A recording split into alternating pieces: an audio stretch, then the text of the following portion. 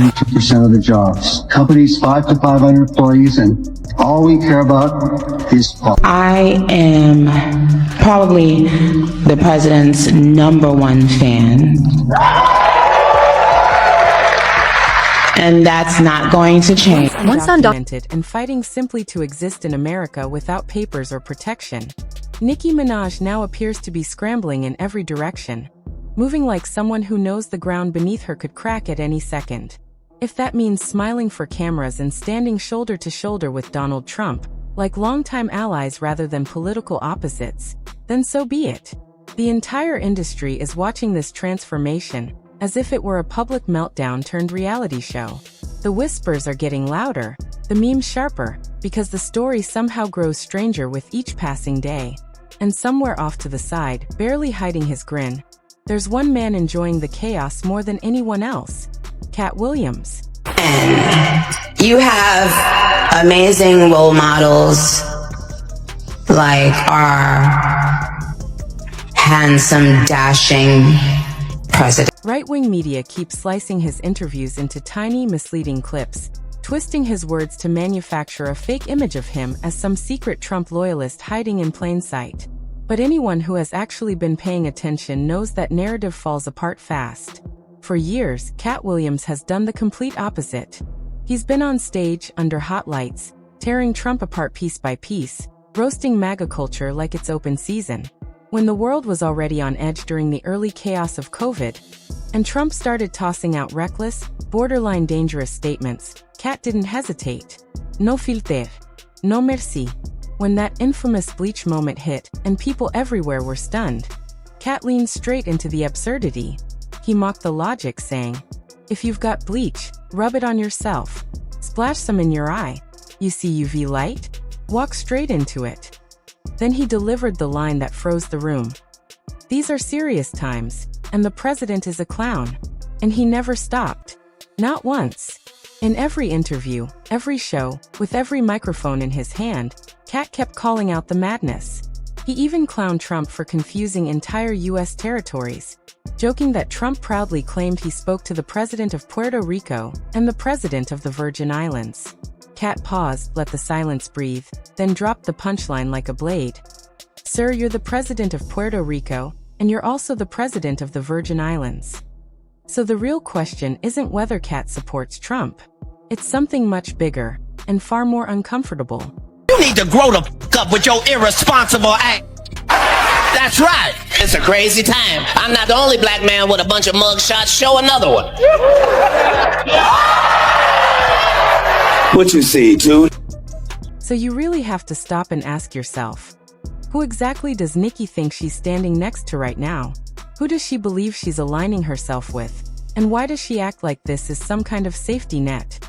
As if this move is supposed to protect her when everything starts collapsing.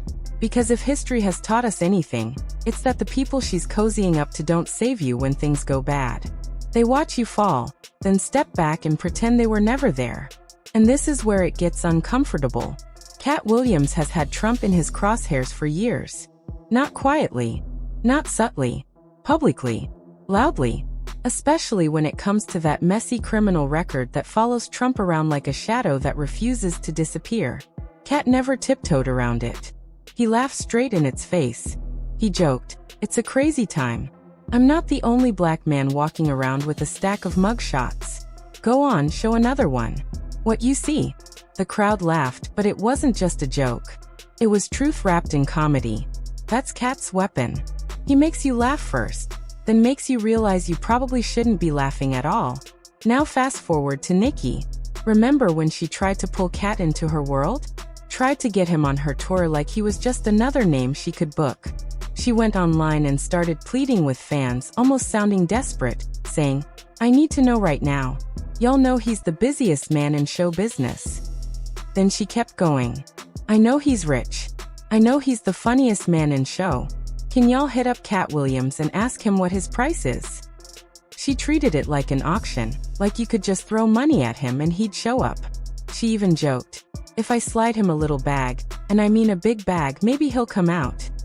But Katt shut it down instantly.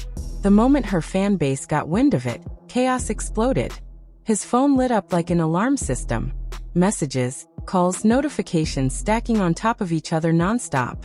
Later, he explained what it felt like. She told so many people. 1 million people hit my phone at the same time.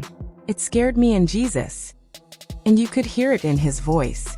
That wasn't excitement. That was a warning. Want to know. Now, I know that this is the busiest man in show business, okay? I know that he's rich, and I know that, he's the funniest man in showbiz. Can y'all hit up Katt Williams and ask him what would be his price to hi Haiti, how are you, to be a part of the Pink Friday 2. Yeah. But I would like to know if on one of his rough days, if I could slide him a little bag, a big bag, and then have him. That one line told you everything you needed to know. He wanted no part of the madness.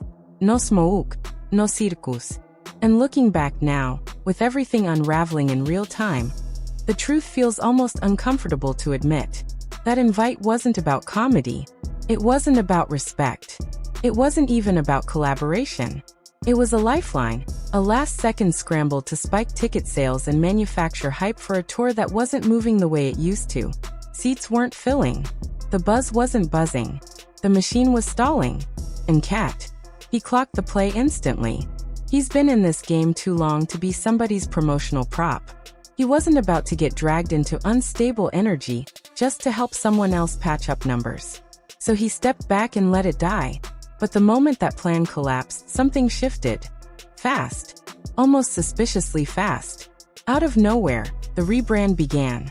The MAGA pivot. Suddenly, her timeline was flooded with political takes, speeches, praise, and strange captions that didn't even sound like her. It didn't feel strategic. It felt frantic, like someone grabbing at anything that might keep them relevant.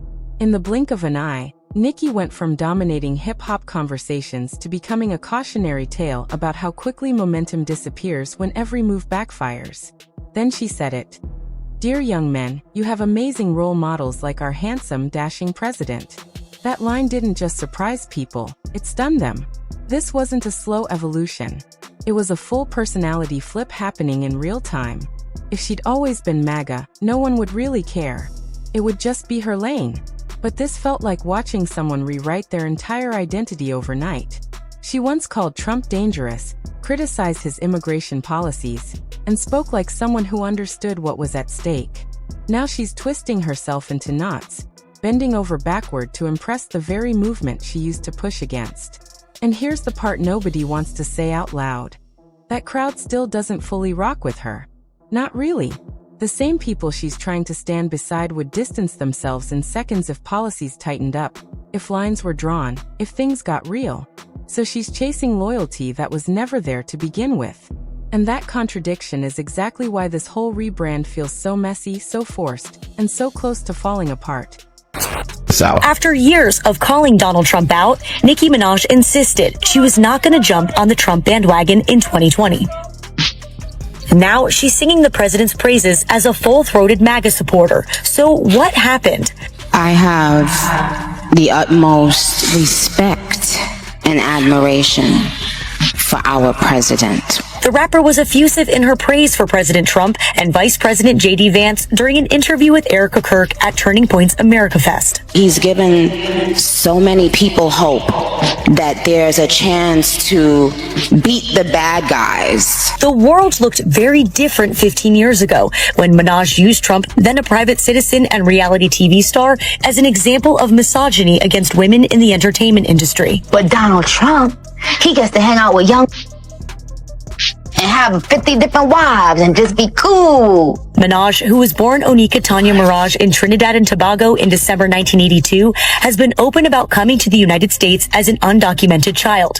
In an emotional social media post in 2018, she called out the separation of families at the border during Trump's first administration, saying, quote, "This is so scary to me. Please stop this." Things seemed to shift for Minaj during the COVID-19 pandemic. Anti-vaxxers flocked to her social media when in September 2021, she posted claiming that an unnamed friend of her cousin had, quote, became impotent after getting a COVID-19 shot. Medical experts have refuted those claims regarding the vaccine. By this year, she was reposting videos from the White House on TikTok, including one that used her Va Va Voom song as a soundtrack and touted Trump's anti-trans and anti-immigration policies. All of this led up to her appearance at Turning Point USA's America. He's given so many people hope that there's still a chance to beat the bad guys. But the world looked very different 15 years ago, when Nicki Minaj used Donald Trump, then a private citizen and reality TV star, as an example of misogyny in the entertainment industry. She mocked the double standard openly. Trump could mistreat women, flaunt his wealth, cycle through marriages, and still be celebrated as cool. Back then, her criticism felt sharp, fearless, and aligned with the experiences of women who knew exactly what she was talking about. Nicki Minaj, born Annika Tanya Marriage in Trinidad and Tobago in December 1982, has long been open about coming to the United States as an undocumented child. In 2018, during Trump's first administration, she posted an emotional message condemning the separation of families at the border. "This is so scary to me," she wrote. "Please stop this." The fear felt personal, not political. It came from lived experience, from someone who understood what it meant to grow up without papers, without certainty, without protection. Things began to shift during the COVID-19 pandemic. In September 2021, anti-vaccine voices flooded her social media after she claimed that a friend of her cousin had become impotent after receiving a COVID-19 vaccine. Medical experts quickly refuted the claim, but the moment marked a turning point. A new audience found her, amplified her, and encouraged her skepticism. From there, the pivot accelerated. By 2024, she was reposting videos from the White House on TikTok, including one set to her song Va Va Voom, praising policies tied to Trump's administration, particularly around immigration and trans issues. All of it led to her appearance at Turning Point USA's America Fest. And that's where the story takes a darker, more personal turn. Because this isn't just about politics or clout chasing anymore. As of January 2026, Nicki Minaj still isn't a US citizen. Let that sink in. After decades in America, after the fame, the money, the awards, the empire, legally, she remains on the outside looking in. She was born in Trinidad and Tobago, came to the US as a child without papers, grew up undocumented, and built a career while carrying that quiet uncertainty in the background. In 2024, she said it herself, plainly and almost casually. "People forget me. Well, the only thing is, I'm not a citizen of America. Isn't that crazy?" When someone asked where she was a citizen, she answered without hesitation, "Of Trinidad." Then she smiled. "Yes, boy. I was born on a beautiful island, but I've been in the States for many years." There was pride in her voice, history, struggle, survival. She even joked that with how much she'd paid in taxes, her tax dollars alone should have earned her honorary citizenship by now. At the time, it sounded relatable, almost human, like a superstar pulling back the curtain for a moment. But now, those words sit uncomfortably next to her sudden MAGA alignment. The contrast is jarring, like two completely different people stitched into the same body. It's one of the strangest plot twists the music industry has seen in years. And it gets heavier. The young man she spoke to on that livestream, the one many people forgot about, wasn't just a random fan. He was a kid from Jamaica, scared and vulnerable, his life genuinely in danger because of his sexuality. He was seeking asylum simply to stay alive. He loved Nicki. When he joined her live, she softened. She offered advice, comfort, encouragement. She sounded protective, almost maternal. In that moment, her words mattered. They felt real. That's why what came next feels so off. Now she's online tossing out homophobic insults at Don Lemon, praising Trump's immigration policies, and echoing rhetoric that puts people like that young man at risk in the first place. It doesn't just feel inconsistent. It feels like a betrayal, especially when you remember how fiercely she once dragged Trump, publicly, loudly, without fear, calling those same policies cruel, inhumane, and dangerous. This isn't a subtle shift. It's a full reversal. And fans are calling it out in real time because this isn't new information. She's talked about her undocumented past for years, over and over again. That viral 2018 post still exists, the one where she condemned family separation at the border. "I came to this country as an illegal immigrant at 5 years old," she wrote. "I can't imagine the horror of being in a strange place and having my parents stripped away from me at the age of 5. Hearing those words now, knowing where she stands today, they hit completely different.